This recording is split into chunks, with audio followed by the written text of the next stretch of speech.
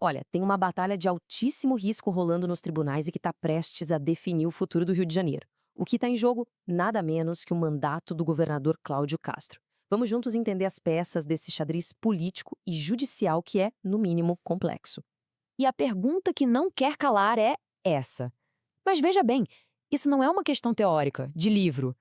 É uma pergunta bem real que hoje paira sobre o Palácio Guanabara e está mobilizando as mais altas cortes do país.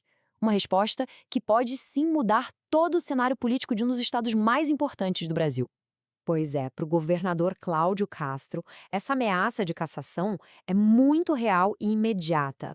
A disputa se desenrola em vários tribunais ao mesmo tempo, sabe? Cheia de reviravoltas, de decisões de última hora. Isso tudo mantém o estado inteiro num baita suspense. A ameaça mais próxima, o perigo mais iminente, está lá em Brasília, no Tribunal Superior Eleitoral.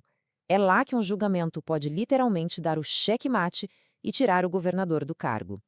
E a sessão do TSE, olha, começou de um jeito bem dramático. Logo de cara, a relatora do caso, a ministra Isabel Gagliotti, já apresentou seu voto.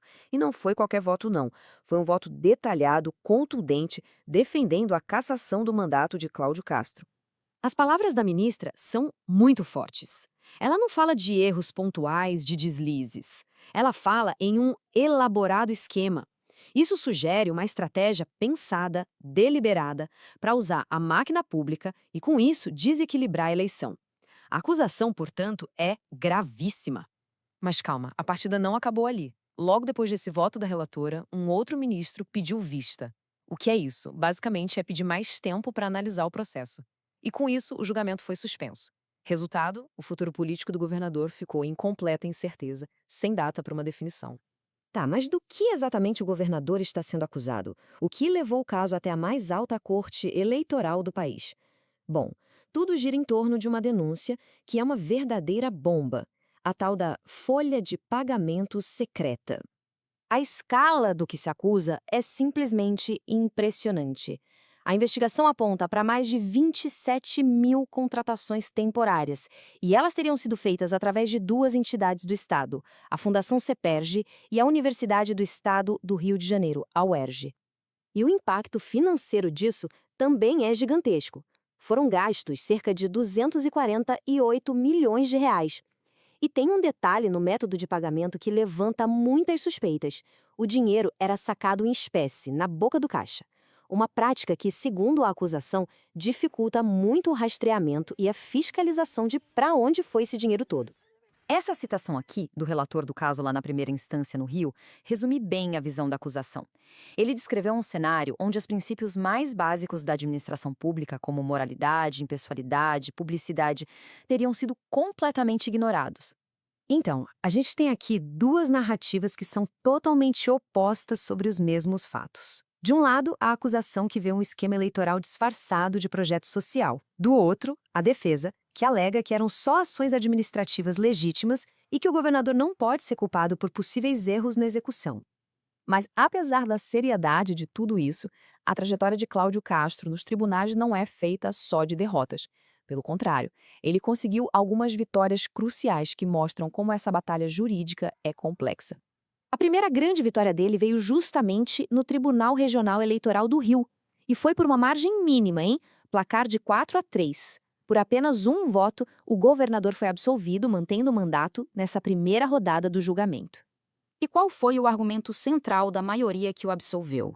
Basicamente, eles disseram o seguinte: olha, pode até ter tido irregularidades na gestão, sim, mas a acusação não conseguiu provar que essas irregularidades tiveram um impacto grande o suficiente para mudar o resultado da eleição. É uma distinção chave entre o que é um ato ilegal administrativo e um ato ilegal eleitoral.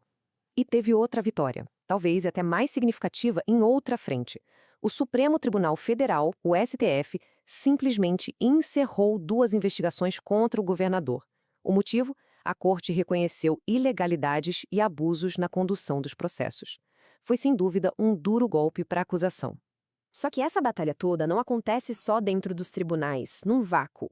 Existe todo um contexto político por trás. E a cronologia de alguns eventos recentes sugere que esse jogo vai muito além do tabuleiro jurídico.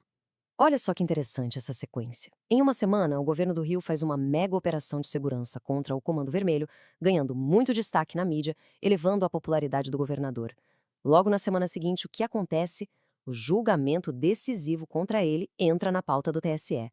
É uma coincidência que muitos analistas políticos não deixaram de notar, né? Então, com o jogo suspenso no TSE e com batalhas em outras frentes, o que a gente pode esperar? O futuro do governo do Rio de Janeiro está literalmente em jogo. Bom, quando o julgamento no TSE for retomado, existem dois caminhos bem claros. Se a maioria dos ministros seguir o voto da relatora, Cláudio Castro perde o mandato e o Rio de Janeiro vai ter que passar por novas eleições. Agora, se a maioria discordar dela, o caso é encerrado e ele cumpre o mandato até o fim. Simples assim. E tudo isso nos deixa com essa questão final. Diante de tantos detalhes jurídicos de um lado e uma cronologia politicamente tão carregada do outro, o que vai definir o destino do Rio? Vai ser a letra fria da lei? Ou vão ser as complexas forças desse jogo político? A resposta para essa pergunta não afeta só um governador, afeta o rumo de todo um Estado.